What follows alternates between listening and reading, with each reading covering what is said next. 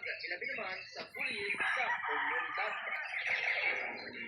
Duha ang nadakpan naging patikayo na drug bypass operation sa mga natapos sa Coronadal City PNP kaga subukan sa City Police Report sa pulang pangaka Barangay Carpenter Hill, Coronadal City. Kilala ang mga ilikan kay Melbourne Manakay at Victoria.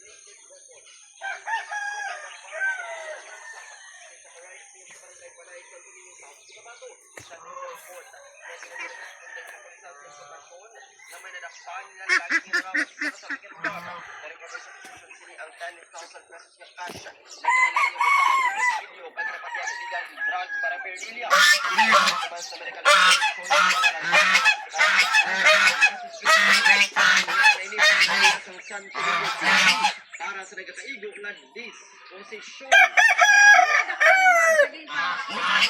Implementasyon sa warrant of arrest sa Surala Municipal Police Station ang isa ka persona na ginakilala kay alias Jim, 53 anyos, wala sa asawa, isa ka mangunguma nga residente sa barangay Lamsugod sa nasabit ng Panwa. Ginda ko pini sa kaso nga pagpanglugos nga ginpapanaog sang Regional Trial Court 11th Judicial Region Branch 26 sa Surala South Cotabato. Pagwala sa piyansa nga ginikomendara nagapabilis ni sa facilities sa Surala Municipal Police Station ang na lamang sang commitment order na gikan sa Hong Kong.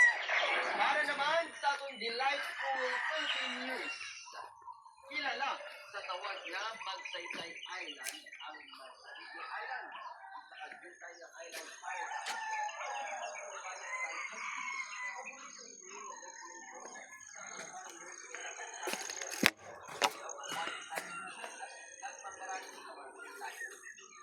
Yan ang lamang sa apat na hektarya na sa mga isla na isa ka-protected sanctuary. May muling ang makadulungan pinagit sa 15 to 20 minutes ka boat ride na dikan sa Banilong Port. Pinakating naman ng perfect para sa swimming and sunbathing.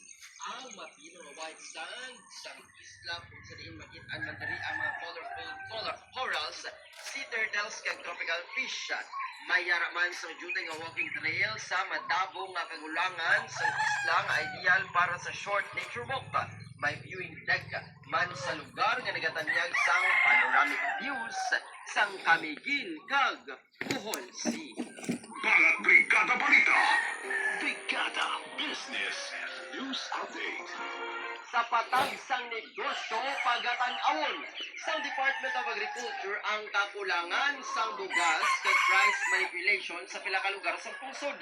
Kadungan ini sa nagalakta nga report sa social media ang sa malaba nga pila sa mga bumulakal sa pila ka mga merkado. Suno kay Agriculture Secretary, Assistant Secretary kag Spokesman Arnel Di Mesa nga iga-monitor sang ila ahensya ang mga supplier kag ang pagpangabuso sa supply kag presyo sang bugas. Gindugang sini nga dapat nakasunod ang mga retailer ilabi na nga manugbo ang inflation o kung benchmark sa nasambit nga produkto. Samtang ginpasiguro naman sa ahensya nga dalayo ng ila pagmonitor kag paglibot-libot sa mga merkado agon mapakibatuan ang mga nagapangabuso sa presyo kag supply sang bugas sa mga balay o kung sa mga merkado publiko. Para naman sa bayloanay sang piso kontra dolyarang US 59.32, Euro 69.31, Taiwan dollar 1.87, Hong Kong 7.60, UAE dirham 16.15, Saudi Riyal 15.81. Para Brigada Balita, humahataw Brigada Balita. Brigada Sports News. naglamot sa 30 ka mga puntos ang abanse sa Cleveland Cavaliers matapos gilutos ang Los Angeles